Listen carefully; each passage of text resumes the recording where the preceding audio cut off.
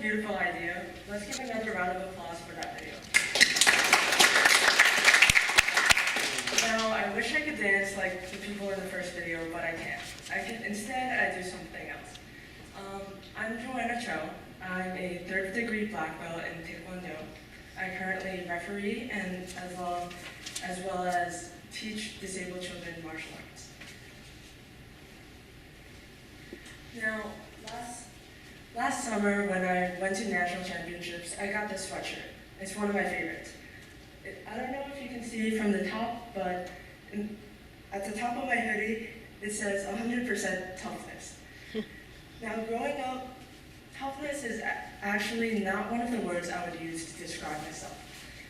Growing up, I was one of those quiet kids reading a book in the corner quietly and not very athletic. But throughout the years in elementary school, I jumped from sport to sport, going from soccer to basketball to tennis, even softball. And even though I enjoyed each and every one of those things, I tended to not have a connection with each and every one of them. However, in third grade, my mom decided that it was time for me to get off my lazy butt and pursue an activity that required physical exercise. And I agreed. So she gave me a choice, ballet or martial arts. Now for me, I have a lot of respect for the ballerinas out there, and I admire ballet, but I am not one to be seen wearing a tutu and tights. This is a photoshopped picture, but of course you would never see me actually like this. For me, I thought ballet was very cool, but just way too much for me, especially with the tutu, so I decided to go with the martial arts. I thought with martial arts, it'd be very cool, considering that I could use my strength to my own ability, be able to defend myself, be able to have the upper hand if I ever got into a fight, if there ever was one. Of course, me being the peaceful person I am, I never got into that type of situation. Instead, Taekwondo tended to be a humbling experience that I did not expect. For example, when I first joined martial arts, I started as a white belt, and I continued to progress, learning from the people above me in higher levels, even though they may be younger than me. And through that, I learned the value of respect. This is me when I was receiving my black belt. To become a black belt, we have to train a lot. We have to do not only write essays, but as well as achieve these little menial tasks that show that we have the values that Taekwondo represents. For example, some of these include perseverance, respect, self-confidence, self-control, and responsibility. One example was that for an entire week, I had to keep a tiny egg protected, just to show that I have responsibility, that I can protect this egg for a week. Another time, to exemplify perseverance, I had to starve for a day. Now, all of that is very difficult, especially hiking up Bear Mountain. I don't know if there are any New Jerseyans up here, but Bear Mountain is a very big mountain. Usually, mountains have winding pathways that go around it so cars can reach to the top. Of course, us being the Taekwondo trainees that we were, we did not take the easy way. We had to go straight up at a steep incline, using stone steps that no one had ever used for the past, I bet, century. They were covered with leaves, and we tumbled and we fell, but it was all part of the experience. Part of this humbling experience was my first sparring experience. Now, it's not easy when you spar for the first time, and it's scary, especially because I was a blue belt and I was versing a red belt. This guy who was very big and 5 belts higher than me in level term. Every time I would kick, he would hit me square in the chest and make me tumble over. Now, that was kind of scary, and you'd think that after every try, I'd try a different move, but being scared, being the scared fourth grader I was, of course I did it. I didn't learn from my mistakes. I just kept going on and on, being even more scared with every attempt. However, once finally, after the fourth time, I had it. I had enough. I decided I had to change my tactic and definitely muster up my courage and confidence to use a maneuver that I had never used before. So I sidestepped and kicked, and I finally got the point, which was very surprising to me. And through that, I think I definitely gained a lot of confidence in myself. This quote, when you get in Taekwondo, it teaches you the life skills of respect, self-control, discipline. That's why I love it. I really attribute those skills to really getting over my dad's death. If I didn't have that, I would have lost it. This quote's by Anthony Pettis, and I really admire this quote just because I feel the same way. In Taekwondo, you lose total focus of everything else.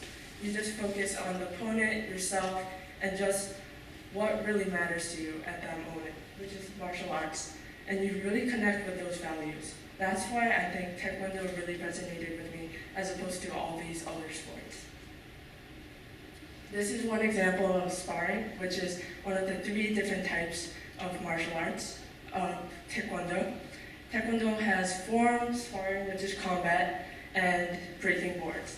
For my black belt test, I had to break 5 boards this thick, which was not easy, but I learned that it's all in the mind, as well as, and this goes for sparring, this goes for anything. You have to believe that you can do it in order to achieve it. Without that, you can't do anything. So last summer, I went to Chicago during 4th of July weekend to go to the 2013 National Championships, where I got this sweatshirt. Going there was an amazing experience. Never had I ever gone to nationals level for anything, science, whether it be academics, sports, anything. So this was a totally new experience for me. I went there with my 2 masters, a friend, and my sister, and it was amazing to see how at this big place we met all these different representatives from different states, including Alaska, North Carolina, Utah, Nevada, and it was amazing to me that so many different people from different places could all participate in this one minor sport that was not very common. And people there were from all different ages, from 50-year-olds to 3-year-olds, and all different belt levels. Yet we all came together and were practicing in that training room that day and that weekend.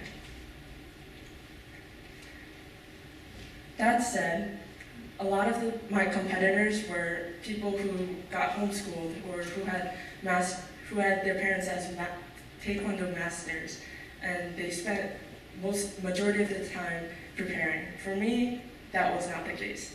I spent a lot of my time studying as well as pursuing other sports and hobbies such as music and clubs at the school. So I was very intimidated. And the entire setup is actually very intimidating. In that case, this is the mat where you go up and perform your own thing.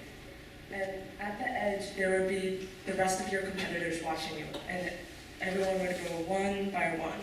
So it was kind of scary while you're waiting, anticipating, and everyone sees your moves, and you also see everyone else's moves, and you're constantly thinking, am I good enough? Am I ready for that?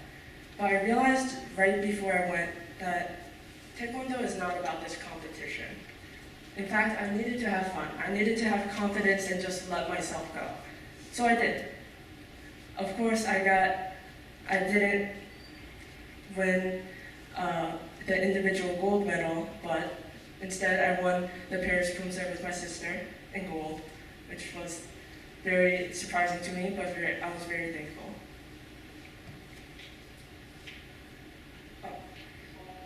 So as a whole, now that I've come back, I now teach martial arts to disabled students at an organization called Miral. And I currently also, I wouldn't say tutor, but guide the next generation of students who would attend this national conference next year. And with that being said, I'd like to close with the quote that's on the back of my sweatshirt. I don't know if you guys can read it, but it says, all that it takes is all that you've got. And that's definitely one thing that resonated with me about Taekwondo, that you have to give it your all, that you have to have confidence in yourself, and that you have to believe it in order to achieve it. Thank you.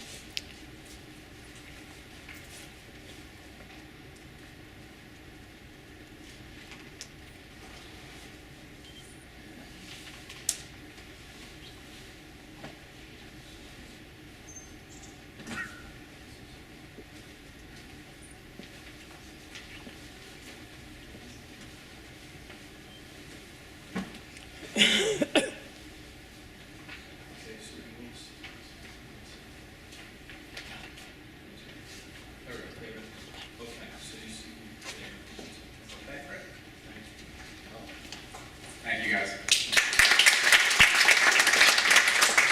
So, my name is Jack Golden. I'm the founder and president of the HM Lions Board. I'm going to start off with a question. So, how many of you guys are familiar with the show SportsCenter on ESPN? All right. How many of you guys, raise your hands if you're big sports fans, really big sports fans? All right. So I would have been raising my hand since the age of 5. I've been an unrepentant sports fanatic. I've loved sports. And it's kind of a little bit of a paradox because as much as I love sports, I go to a high school like Horace Mann where it's more of an academic powerhouse than an athletic place. And I've always wanted to do something with sports, but at the same time, it's kind of been a little bit of a weird fit. Now, I love Horace Mann, and I came into 9th grade. I've been a Horace Mann since I was 3, but I came to Horace Mann in high school, and I wanted to do something about this lack of school spirit that I saw. And I kind of got tangled up in all this stress of individual achievement. I heard of a lot of kids who were doing a lot of awesome things, and I wanted to find a way to bring the community together. So at first, I was thinking of what could we do for a sort of sports school spirit idea. And I got my first idea from American Express at the US Open. They have these radios that you would listen to, and I thought, why don't we have a radio show at Horace Mann? And yet that idea failed very quickly, didn't work, and we moved on. So the next thing I thought was maybe we could do a live sports broadcast like you see on ESPN with like commentators and whatnot. So I went to Mr. Nunziata, the athletic director. I gave him my idea. He said, film a game. So I went to a basketball game. This was the winter of my freshman year. So almost 3 years ago, and this is the product. And beware of the high octaves in a bit.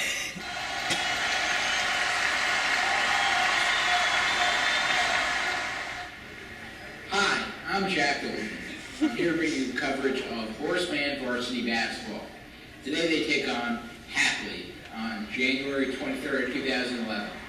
Got a great game ahead for you, and just be ready for tip-off. So January 2011, and now here we are. I'm a senior, and I'm still working on this sports program, but it's kind of taken on a different role. So I got a really cool idea from a sports teacher, a PE teacher at Horace Mann. He recommended we do a kind of ESPN Sports Center, just rather than the live broadcasts. The issue had been that people wouldn't spend all their time watching Horace Mann sports games, but maybe they would watch a couple minutes of a sports game. So I was like, could we edit the games in time? That would take a while, but we tried it out, and that became the Lions Report. So I created that in the spring of my freshman year, and at the time, I was the only person working on it. It was kind of like my solo mission. I tried it out, see how it went. So I went to 3 baseball games that spring, filmed the games, edited the highlights on iMovie, and put together videos. It wasn't exactly SportsCenter at first, but it was mine, and when it hit the internet airwaves, I was really, really proud that it was working out. So that was how it began in the spring of my freshman year. And it actually took a little bit of a different turn than I expected sophomore year. So I had been playing soccer for much of my life, club soccer, JV soccer. I wasn't good enough to play varsity, but still I enjoyed the sports. And then I got a really bad knee injury during my sophomore year that ended my soccer season. I actually couldn't run for 16 months. I wound up getting involved with an amazing disability athletic organization as well, but it gave me more time to focus on the Lions Report, and I'm not sure it would have ever been where it is today without that. So I went from being on the field to off the field, and that's a shot of me with my surgeon. He turned out to be a Mets fan, which was a bit of an issue. I'm a Yankees fan, but that was sort of how it began. So that was sophomore year, and on the left is my crew of people who began to help me, and on the right is me filming a cross-country game from below the ground. I was doing anything I could to get footage. I was practicing my broadcast in the shower. I don't sing. I do John Madden. That's the joke. And I was just doing whatever I could. And unfortunately, we weren't getting as much success as I wanted. We were getting 150 views per video, which was all right, but 50 were coming from me or my grandma, who's actually here today. But if we needed some more success, and we wanted to get the word out there. How could we go from being an organization that was just for athletes to being something that brought the community together? Because that's how I interpret sports. More than anything else, I think that they're the best form of fellowship. They really bring people together like nothing else. And even if I couldn't play sports, I thought I could have a really powerful impact using sports as a medium. So I began to revamp the Lions Report junior year. And we took on a number of pretty cool initiatives and used the power of social media. We got on Facebook, which was really big. And then for you guys parents, I hate to break it, but kids are on Facebook all the time. And we really saw it as a way to engage the community. Even when we weren't at school, we could still get people, watching our videos because everyone was there. We would time our videos, so we send them out like 8 o'clock when kids are about to study. So we would make sure they're gonna watch our videos. And it worked really well. The thing that Mr. Schaumenbergen has been our advisor for the Lions Report, and he gave me some really good advice. He told me to produce, and that the more we produced, the more we would get success, the more traction we would have. And rather than trying to perfect every video, we settled a little bit, but we had videos almost every single day, and we tried mixing up the content. We would have interviews, we might have sports games from that day. We had these things called studio updates where literally the night of a sports game, we would have the footage online. So it was really like a sports center. And the amazing thing was you come to school the next day and people in the library aren't talking about, it's not just about SAT scores, it's also about the soccer score from yesterday. Kids are saying, wow, that was an amazing goal. They didn't just hear about it, they saw it that night. And it was really, really exciting to see. It was kind of like a sports wave that was being built. And this momentum was coming to the surface. And it was really exciting being a part of it.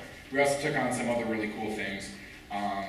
So we got these Lions Report jackets. It's actually a funny story. So we bought these 5 adult-sized jackets for publicity.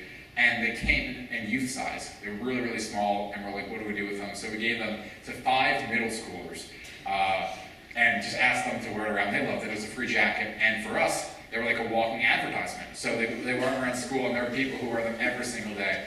And it's really great. So that was one of the things we did. We made a video like in Spanish. We did like an interview with my friend. It was really fun. And we did bloopers. We also gave away an iPad thanks to Dr. Kelly. We went to a basketball game. We just gave it away during a halftime contest. We did whatever we could to just sort of try new things, make it fun, whatever would work.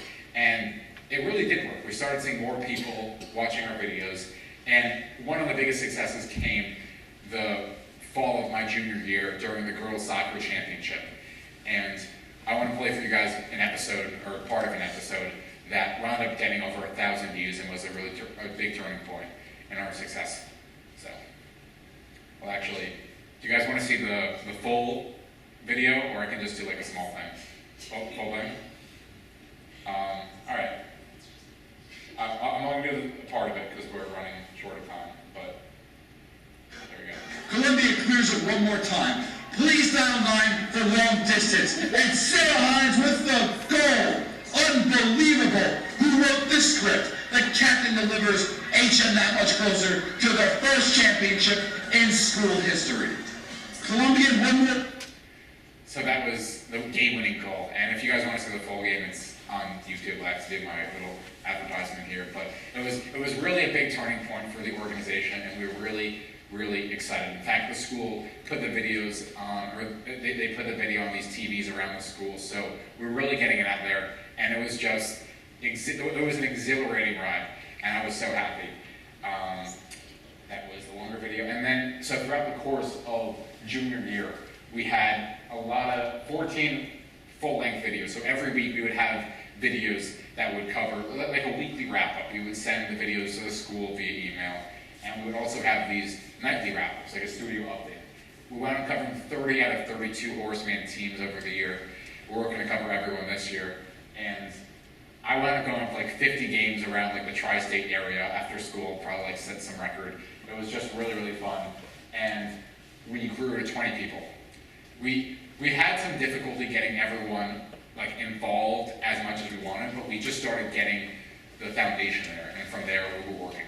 So that was really exciting. And I have a note card here. 1 second. Yeah, it was just really cool to be part of the experience, and we saw people talking about the games a lot. And then came the coolest aspect, which was in May, there was this unbelievable baseball catch made by, do you guys know? Eric Matz, who made this amazing diving catch to beat Poly Prep, who is the perennial baseball powerhouse, and we hadn't beaten them in 12 years. So he makes this amazing catch, wins the game, and we wound up getting 3,000 views. The kids from Dalton and Fieldson and Poly all watching the video. So we were sort of getting our outreach going around New York City. And then I decided, why don't we try to get it on the news or something? So I called TV stations and websites, hoping someone would get back to us. And at first, we didn't have much success. There was this one website that did it called Max Preps. They're a national high school baseball blog, and they did post the video. And from there, it took off. It went on Yahoo. It went on MSN. It went on USA Today. And I had 2 APs the next day, and I'm getting all these notifications being like, you have these videos going viral. We're reaching 5,000, 10,000, 20,000 views. It wound up getting 200,000 views. It was unbelievable. And again, my mom and I were joking because I was trying to study and follow this. I was never going to have another AP like this, never going to have another experience like this. And then I decided, I made the call. I called ESPN, and I'm like, you got to put this catch on TV. Because it was trending SC Top 10 on Twitter, and I'm like, this is, like what is going on? So I called them up. They were like, maybe we'll put it on. So I'm waiting 9:30, 10 o'clock, and I get this message back saying, we might put it on, and that's all they could say. So I alerted the entire Horseman community. It's like, 10:30 at night. Again, this was APs going on, but everyone is around their computer on TV or watching TV. The funniest thing was someone asked from Horseman, so what channel is ESPN? I'm trying to watch this catch. It was kind of like the nice confluence of Horseman meets sports in that respect. And it was really funny. And it wound up being on SportsCenter May 15th, 2013, 11:55 p.m. They showed this play, and I just freaked out.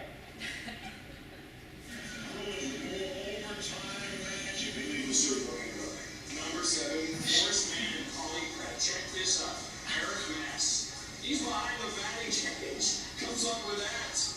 Watch it again. Beauty. Horace Mann beats Collie Pratt for the first time in 12 years. That's it. So,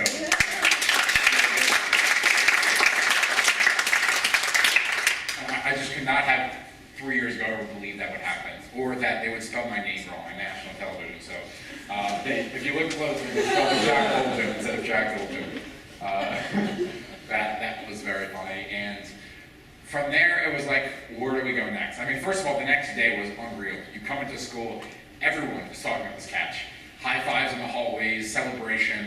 It was just something that I'd never been a part of. I knew I'd never be again, and it was just so thankful. At an age of 16, 17, I had found what I loved, and I was experiencing a real community like never before. This was the first time I had ever felt this palpable sense of camaraderie in the school. And I think it was really exciting for the athletes, for the people who didn't even like sports, just people who were involved in the community. Alumni were calling Dr. Kelly saying, oh my God, this is so cool. What is, this catch doing on the Sports Center? Like, this is Horace Mann. And it was all just coming to a big head. And then there was one more question, which is, I'm finishing junior year. What happens next year? I'm going to be finishing my year, and then I'm off. I'm not saying Horace Mann forever, as crazy as it was to believe sometimes. What was I going to do next? So I really focused on the 20 people who I said were involved before, and I made sure that we had a solid foundation, not just to be a part of the fabric of the community during my career at Horace Mann, but really forever. And maybe to also be a staple of other high schools too. I mean, there's a Monty Win Club, there's a student government, why not have this kind of program? But at first it was just laying the foundation. So I spent a lot of time making sure we had kids who wanted to get involved, wound up getting a few kids underneath me who were a year younger who really wanted to get involved. And that's how I really knew for the first time that this is really the thing about entrepreneurship that I realized. It's one thing to have a vision and build something, but it's another thing to keep it going and continue to make an impact. And so that's been the biggest challenge, and it's not totally there, but we're getting there. And that's where I say teamwork is the future. We have a number of cool things going. We have a mobile app right now. We have you guys going Androids or iPhones. You guys want to pull out your phones, I'll give you permission. You guys can download HM Line Support or search my name, not Jack Folger, Jack Dolgen.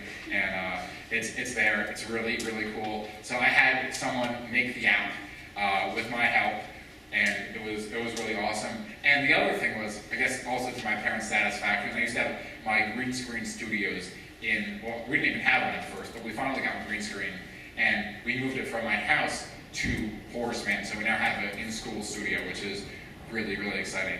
And now we've sort of established ourselves as a place permanently at the school, or so I'm hoping. And I guess before I wrap up, I want to just mention a few things that I've learned over my exhilarating experience with Alliance Board. So, first of all, including everyone. And this actually, the first thing that comes to mind is the robotics team is going to be presenting a little bit later. And what you guys may not know is I'm working with the robotics team and putting together highlights of the basement lions. We have the sea lions, the lions, the basement lions. Everyone is included. The more people you cover, the more people feel included, and the more people are watching our show too. It's a really nice marketing strategy, but more importantly, it's a way to bring everyone together. The second thing is identity is key. So these are a few snapshots over the years, some precious photos. Feel free to laugh. It's really been a lot about making sure that people recognize it. It has an identity. And I think being able to find what I love and doing it from an early age in high school, people have associated me with the Lions Report and vice versa. And it hasn't been a bunch of random videos. People think about me and the Lions Report, and anytime we release something, I think identity is vital. Yet at the same time, teamwork, as I was saying before, is essential. You need to have people getting involved. Because as I was saying, I can't do all the broadcasts. It was really hard, but there was one time where I had to not be in the episode to get other people involved. And that was tough because I was used to always being involved. But I gave that up, and it's for the better of the future. So it's taking one step back to go 2 steps forward. In person and often, I always make sure that we're doing stuff in person. I try doing stuff via Dropbox and, assigning kids stuff from home, and it's very difficult. So if you guys are ever starting something, make sure you do it in person, or so we're having press nights now where we're meeting as a team in person to make sure things get done. Two more things. One is that we are still a journalistic organization at our heart, and you have to know your audience, so we want to, show the Horace Mann highlights, but at the same time, we want to respect the truth. We really want to make sure that we're not inflating the scores or changing anything. So that's kind of the journalistic, entrepreneurial crossroads. And then the last thing I'll say is, what I have found is there's not one right path. I didn't even know what I was going to do when I came to high school, but it doesn't matter. Just make sure that you love it. And I was really lucky because I came into high school not knowing what I would do, like a lot of people don't know. I found it. I love it. I've had an amazing experience. And now I'm going to graduate, and I know that I can just go back on my iPhone and, like my grandma, be the best virtual Horace Mann sports fan when I leave after this year. So, thank you guys very much for your time.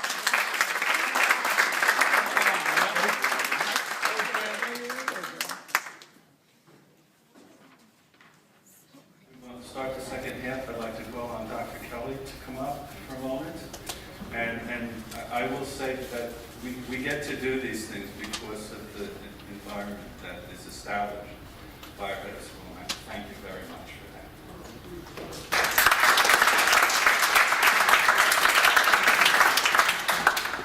Good afternoon, everyone. I apologize. I had an unforeseen conflict this morning with another member of the family, but I was delighted to catch the end of the first part. And I can think of no better format than the TED format to showcase the breadth and depth of the excitement that goes on here at HM, particularly the excitement that goes on well beyond the traditional classroom walls and well beyond the traditional bell schedules that have come to define education today. To Jeff and to the science department as a whole, and to the student leaders here intellectually, our student leaders, I want to thank you for making this year's TED opportunity as successful as the last, as well as raising the bar for future TED experiences. So welcome everyone, and I do hope you have a chance to enjoy lunch with us at the conclusion of today's program. Enjoy.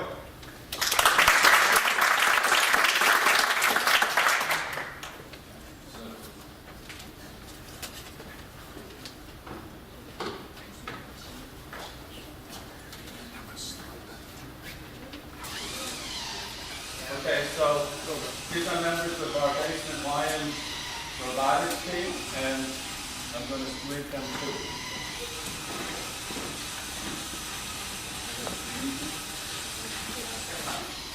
So we're going to start with the video. Never mind. Okay. So hello. We are members of the Basement Lions Horace Mann's first Tech Challenge robotics team. The first Tech Challenge is a high school level worldwide robotics competition. It requires creative thinking to solve a problem that changes each year. This year, a robot has to be able to pick up 2-inch blocks, put them in crates, raise a flag, and hang on a hook bar. Points are awarded in this competition for being able to complete these tasks and time matches against other teams. Now, you may think that robots are super complicated and years for being practical. As always, we can blame Hollywood because that can be farther from the truth. Jason's right. Building robots doesn't require billions of dollars and a team of highly trained people in white lab coats. On our team, we found that students with little to no experience in engineering and programming are able to learn how to build robots in less than a month. In general, most of robotics can be split into 4 areas: designing, building, programming, and presentation. The first skill is the most intuitive, design. When designing a robot to perform a task, the first question is how would a human do it? For example, as part of the competition we had to compete in last year, our robot had to put rings onto pipes in a tic-tac-toe game. The team agreed that we should try to model a human arm and hand as closely as possible. But no design is ever perfect. After early competitions, we realized that while our arm was a good way, an interesting way of doing it, we ran into the fact that it wasn't particularly consistent or reliable, as you can see in the video we're about to show from a match early in the season.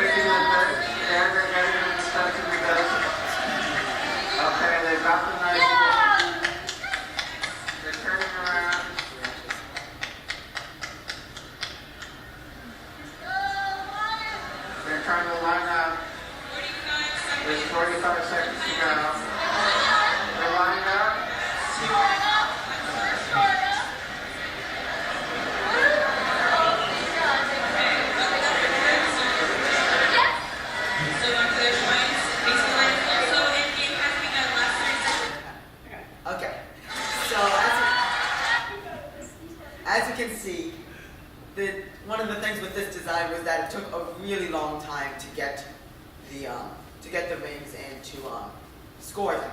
It was really one of the obstacles. And so after this competition, we were holding design meetings. And after a lot of consideration, looking at different designs and weighing the pros and cons of them, we decided to replace this arm with a linear actuator, which raises wings much like an elevator. We found that this improved picking up and scoring the wings, and it ended up being a much better and a more efficient design than what we have just shown. In fact, it's essentially assumed in this competition that the robot you start out the year with is not going to be the exact same as the robot you end the year with.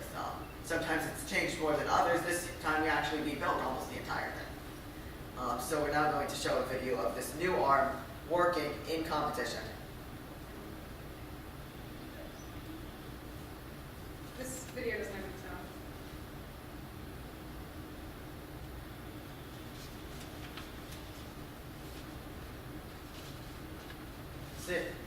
So as was just seen, it was able to score in a very relatively short period of time.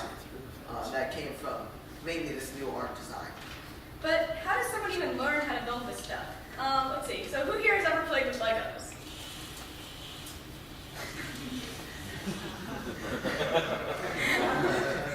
So everyone who just raised their hand here already has the basic training and skills needed to make a robot. Almost all of our team members began by just putting together Lego pieces. Seriously, I mean, much of what we do is fiddling around with pieces and parts that have pre-cut holes and make them easy to attach. If anything, the hardest part is remembering all the names of the parts. Like anything else, the more you practice building things, the better you get. So while your first day of robotics may be a bit overwhelming, if you spend just a little bit of time working with little components for within 2 weeks, you'll be a pro at building robots. Now, another important aspect of all this robotics is the programming. Now, I'm not going to lie, programming does take a long time to learn well. However, most of the robots we make, including the one you're seeing here, is programmed with a much more basic logic. Essentially, if you push the joystick forward, the robot should go forward. And if you pull it back, it'll go back. So let's say you're someone who's not into programming or building. There's still a place for you on the team, as one of the biggest aspects of engineering is marketing. On the team, we call it public relations, or PR. PR is very important both within the competition and in the professional world. At competitions, it's hard to stand out when there are as many as 71 other teams there. Our team creates posters, scouts for the best teams, and speak with judges to get an edge on the competition and make a lasting impression. And it takes more than just a good robot to become a nationally recognized team. The way the team presents itself makes all the difference. And this is true in the professional world as well, as even the most brilliant engineers can make a product that fails because they didn't market it well to other businesses or consumers. There's something for everyone in robotics. If you come to our weekly Friday meetings, you'll notice that members are working on a variety of different tasks, from building a spinning poster to making the robot follow a white line, or even working on a hand. So with such a large community, communicating ideas, tasks, jobs, and team goals becomes a challenge. But with meticulous organization by sending daily emails documenting our ideas and achievements in an engineering notebook and sharing updates on our website, we've been able to keep everyone informed and focused on tasks. These skills can be applied to any profession, whether it's knowing how to stop an argument, express your ideas to large groups of people, or get people just to finish things on deadlines. The truly great things about robotics is that it is more than just about building the robot. Which is why our team strives to teach these values to the community. Some of our team members, such as Keisha, coordinate with the service learning team to teach young children about robotics at PS37. We've also presented our robot at the New York City Maker Fair, and last summer we were invited by NASA to teach people about robotics at Utrecht. So now we'd like to do a little demo with our youth robot too.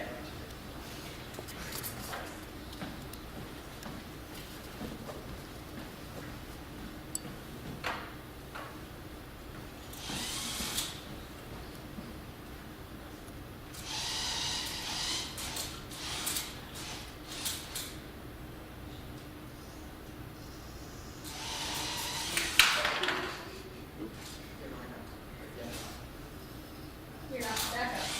There you go.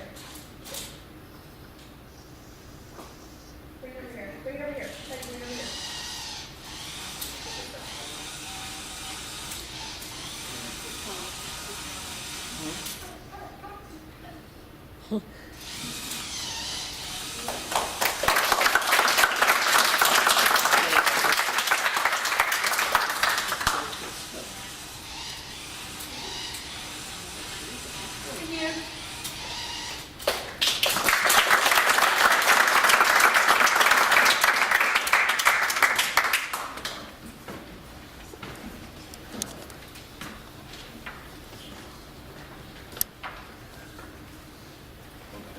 can do it.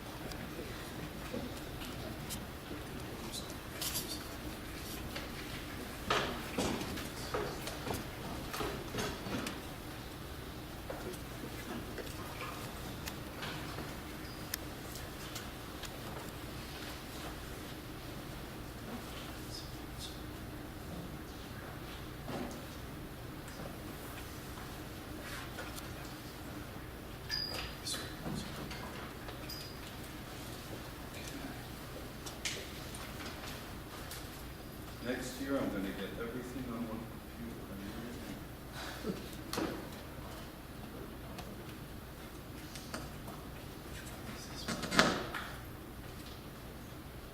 You can come in.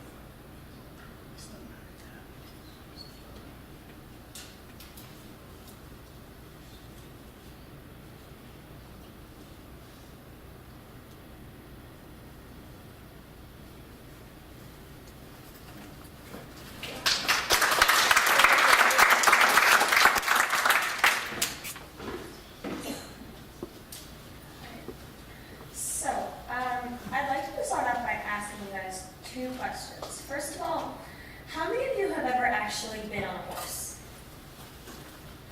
Okay, fair number of you. How many of you have ever fallen off of a horse? Wow, that was more than I expected.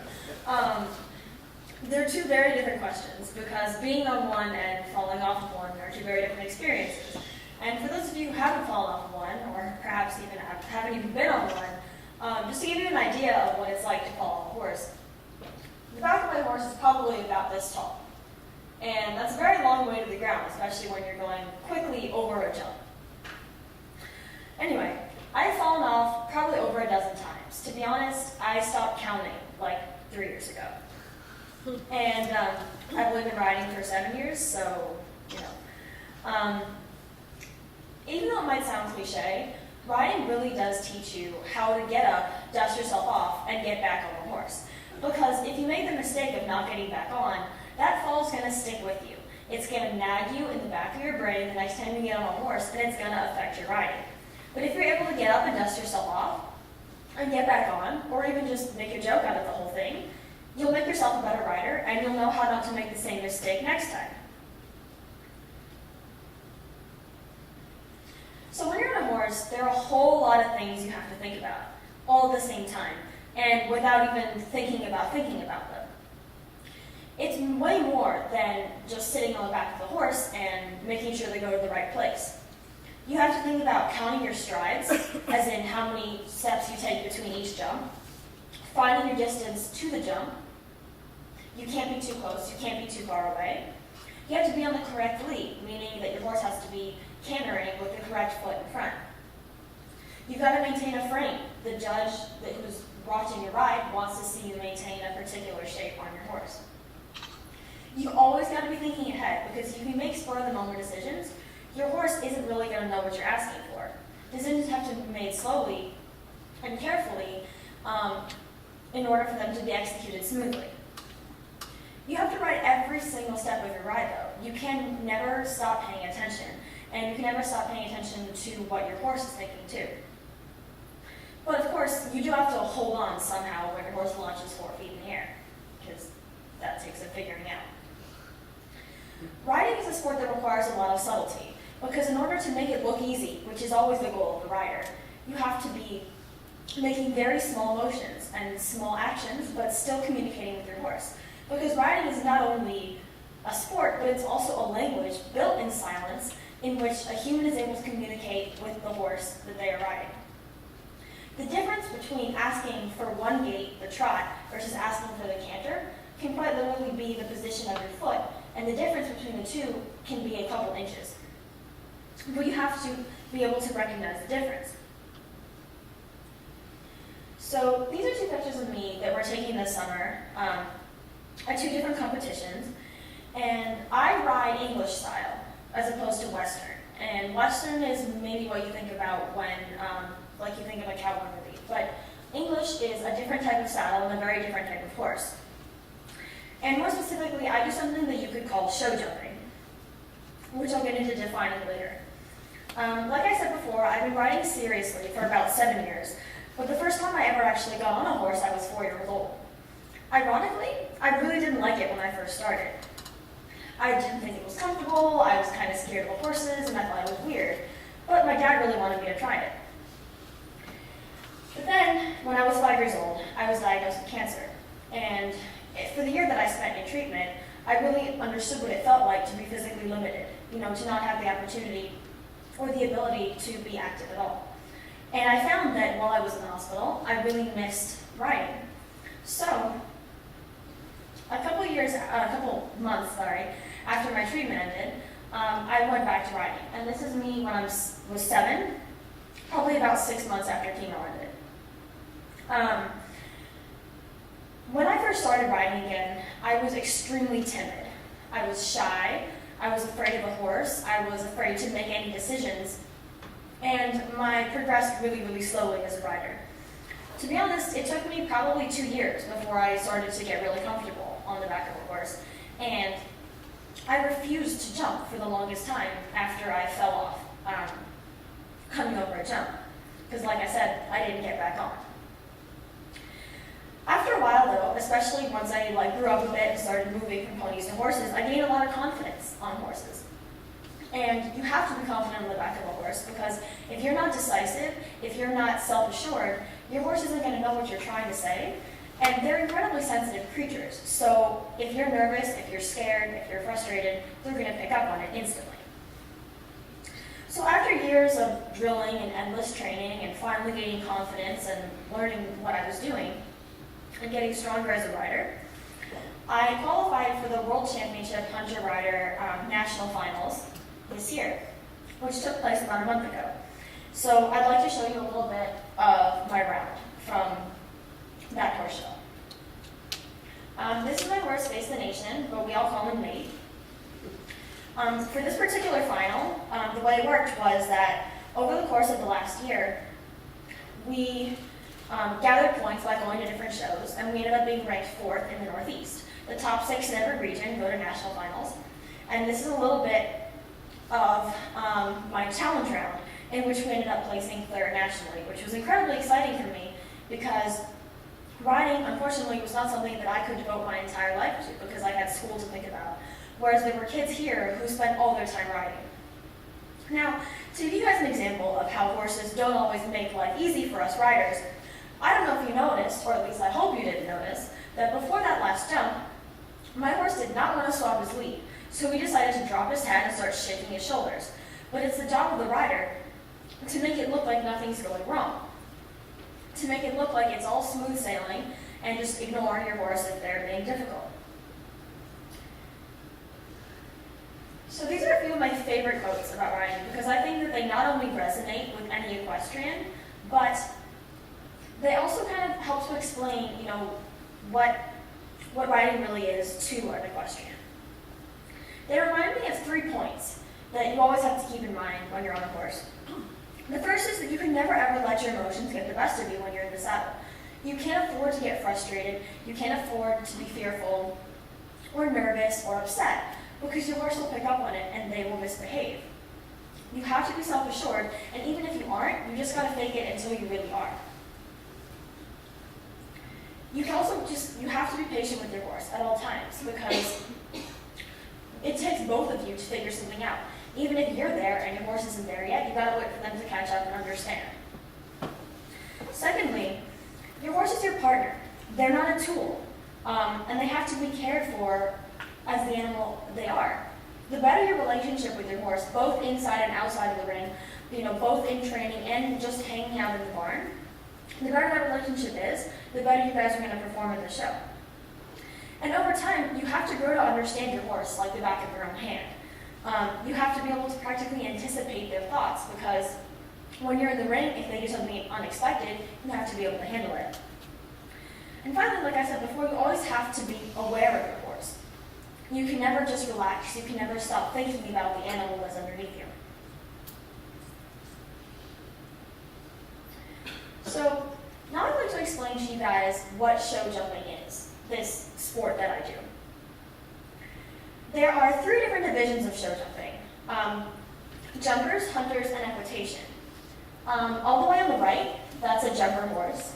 On the top is a hunter, and on the bottom is equitation. The difference between the 3 is, hunters is judged on the technique of the horse. So it's all about wanting the horse to look as graceful and as put together as possible. Equitation, which happens to be my favorite division, is judged on the technique of the rider.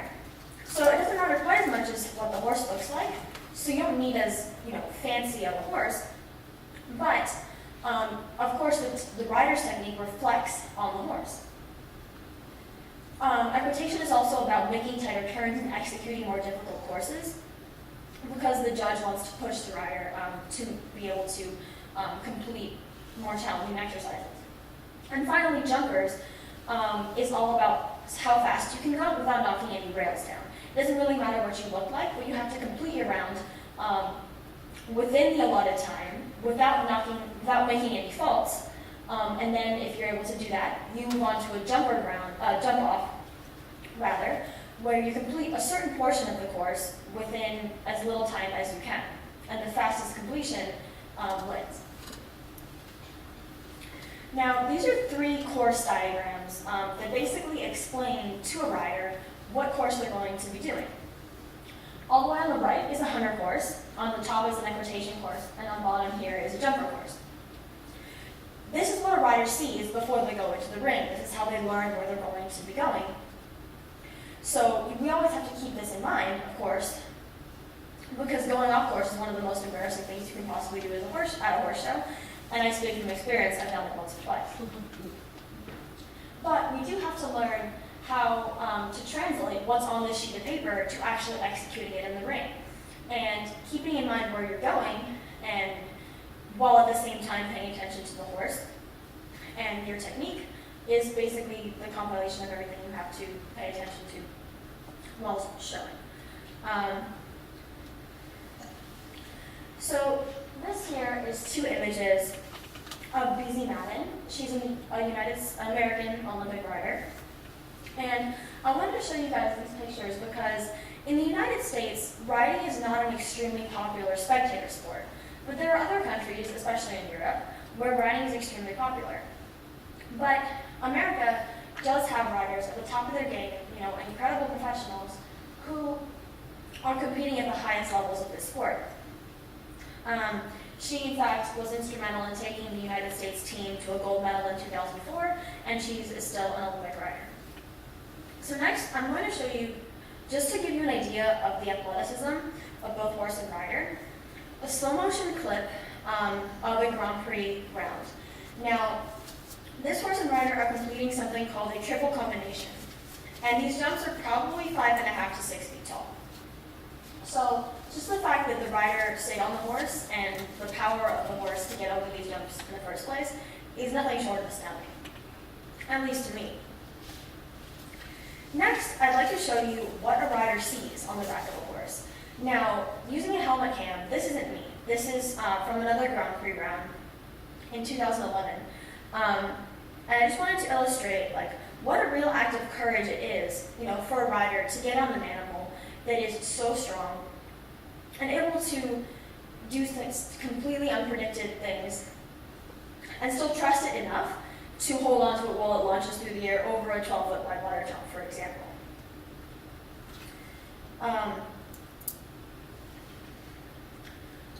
Riding to me has been one of the best things in my life. Having started riding was the best decision I could have possibly made because riding completely consumes you when you're in it. You can't think about anything else, you can't be distracted. You have to have all of your energy focused on this one thing. And it is amazing how it helps me to clear my mind, to refocus, and the fact that I was finally able this year to succeed at a very high level for the first time in riding was an unbelievable experience to me because I've been struggling with being successful over the last few years. And to finally reach the point where I am confident in my ability is a really great feeling. So thank you all so much for listening to me, and I hope that I was able to give you a better understanding of a sport that I really love. Thank you.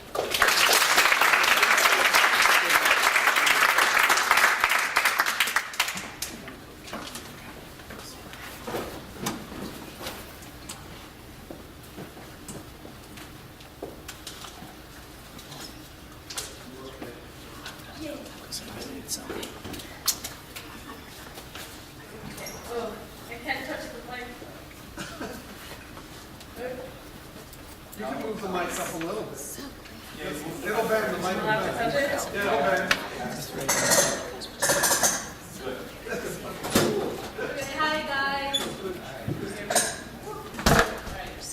My name is Karen and I'm currently a junior at the school, and I just want to say that there are so many other nationally competing fencers at the school who I think are so much better than I am, but lucky for you, you get to hear my story. So I hope it's not too boring.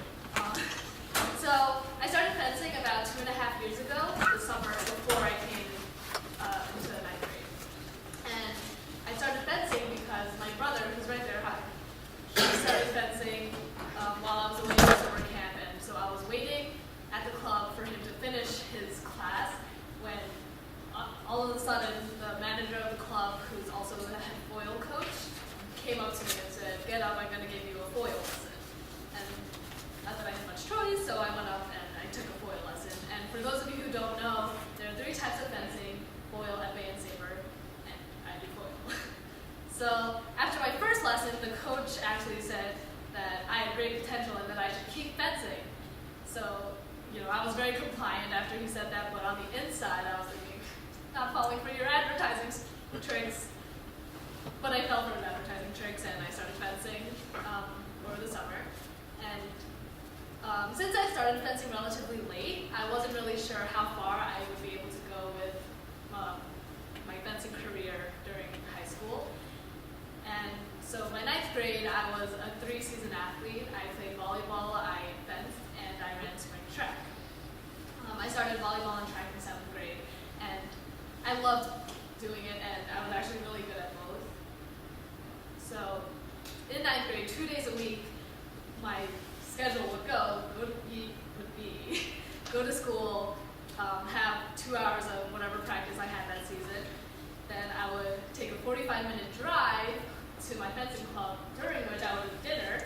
Then I would fence, then I would get home at 8 p.m., then I would eat some more, and then I would start my homework and study. And let me tell you guys that the best part about being an athlete is the ability to eat like an athlete.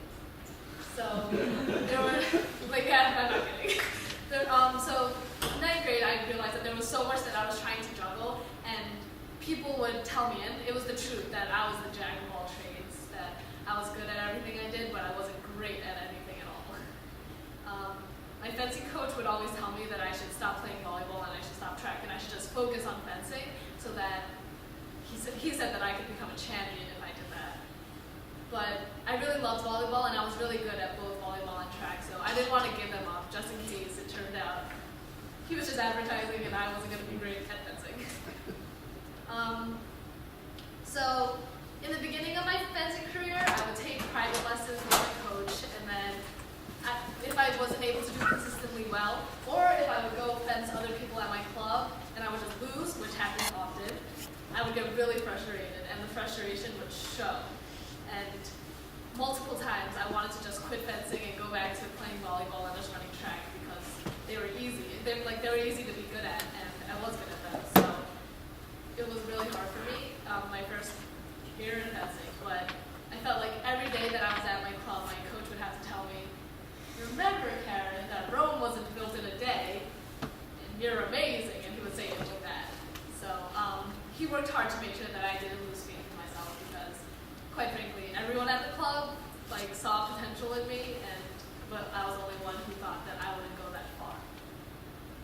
So, and my first year of fencing, I would go to a lot of fencing competitions, and a lot of times my opponent's parents in the middle of my bouts they would go up to my mom and say, "How long has your daughter been fencing?" And then she'd say, "Oh, like a year," or however long it was at the time. And then they would be very impressed, and they would say that I was very good for someone who had been fencing for that long. But I didn't really get it at that time because I would go to all these competitions, and for those that had more than a handful of fencers, I would do badly.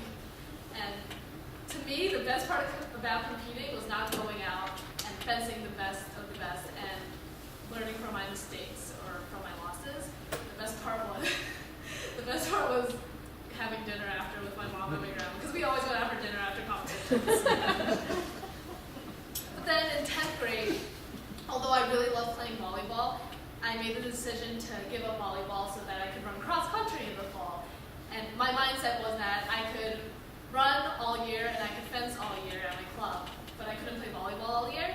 So I wanted to give something up so that I could become a great volleyball player and a great runner. I'm not volleyball, a great fencer and a great runner.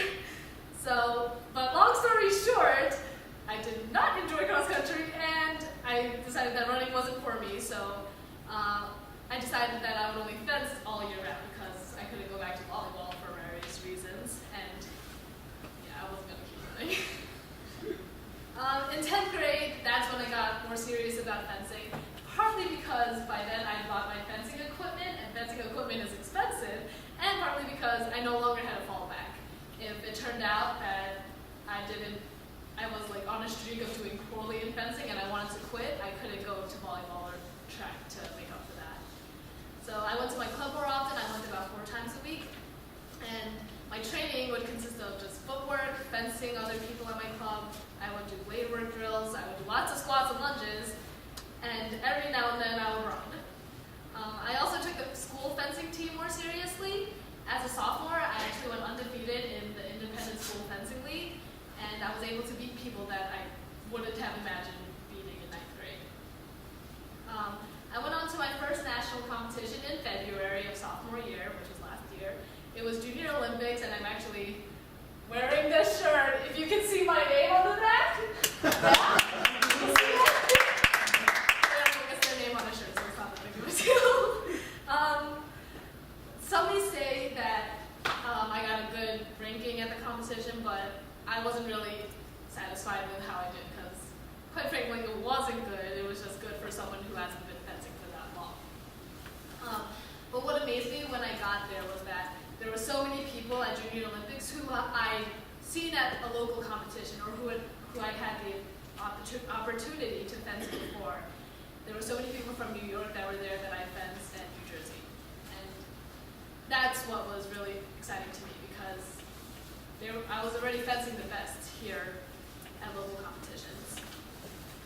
Then that summer, which was this past summer, I went to my second national event, which is the biggest one of the year. It's called Nationals Championship, and that's not as intense as it sounds to qualify for, but it is really exciting if you do well. I was registered to fence Division II and Division III. And in fencing, there are 3 divisions, 1, 2, and 3, 1 being the highest and 2 and 3 being the lower 2. In fencing, there are classifications from A through E, and A is the highest, E is the lowest, unless you're unrated, which is lower than the lowest, and you get these classifications by going to competitions and placing well. So a few weeks before nationals, I started tapering, and a week before, I made sure to sleep a decent amount every night, because that's always important. And a few days before, I started carb loading. And that's my favorite part about competition preparation. But it just comes as granted because I was preparing my body to be in prime condition for the workout. But the week before nationals, I was also in Hawaii on the work trip with the school. So that only gave me a week between when I came back from Hawaii and till when I had to leave for nationals to rewire my brain to be in fencing mode and to go to my club and practice as much as I could without wearing my body out. Needless to say, my club's coaches were not sympathetic when I told them I was upset that I wouldn't be able to practice as much that month. So when I got to nationals, my first event was Division II, which is the higher division that I was fencing in.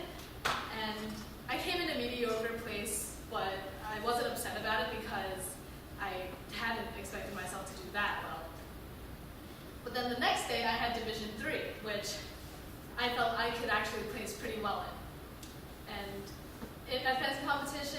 there are two sections. There are pools in which the whole competition is divided up into like groups of 7 or 8, depending on how many people there are, and you fence everybody in your pool.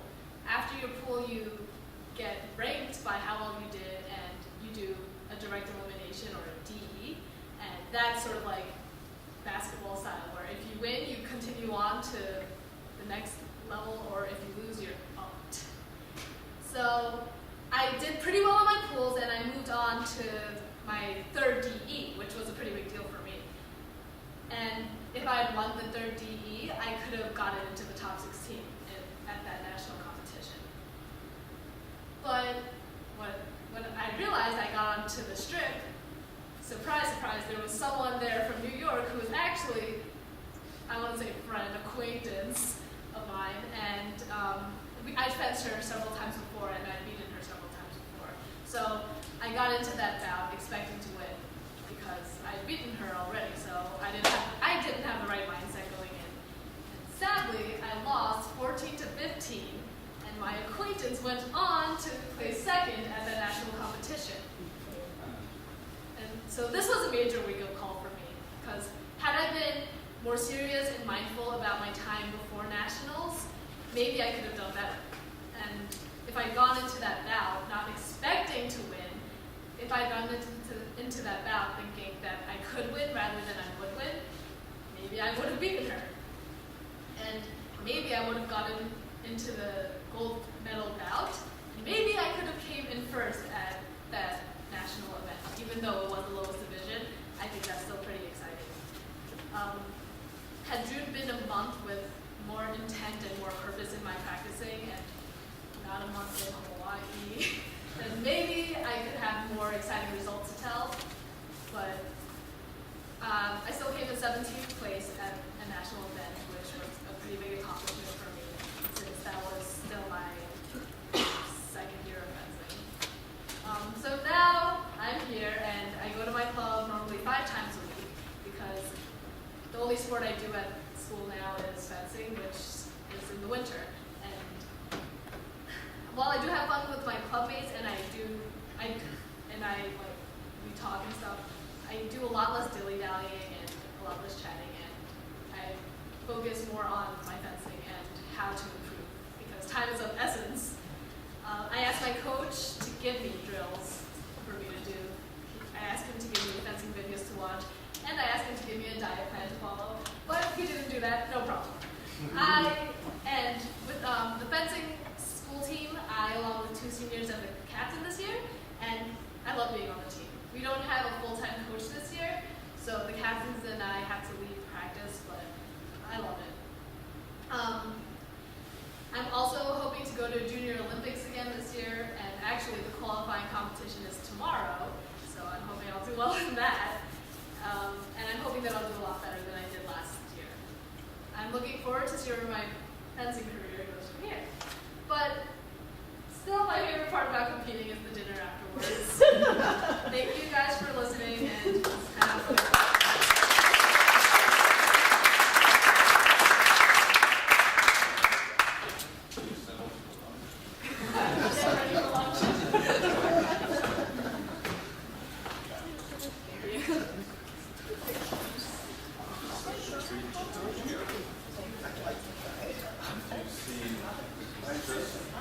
Just a little bit, just a handful of the students that we have, all of them really find things to do incredible things. And it's just great to work with them. We do have lunch upstairs. Do come up and have lunch with us in the cafeteria. It's all out waiting. I have t-shirts for everybody, take 2. And thank you all for coming. It was great.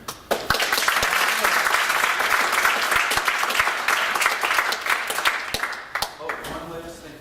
After lunch, if you want, there is a TEDx event that's happening this afternoon in New Orleans. They're streaming. And if people come back here, we'll put it on and we'll watch it as long as people want to. Thanks again. Oh, well, some of them are okay. If all the speakers could come up for a moment for pictures, that would be good. Jeff, can we take in front of the TEDx youth logo? Sure. Oh, I like that. I think it's good. With a big bowl of pasta. I've been card loading for tomorrow.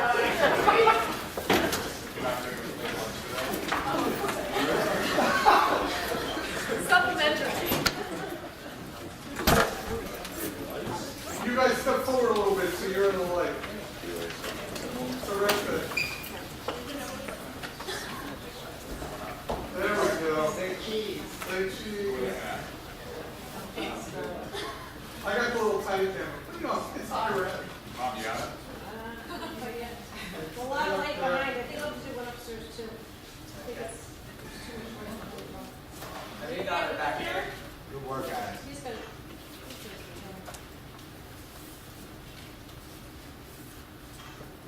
All of you were terrific. Congratulations.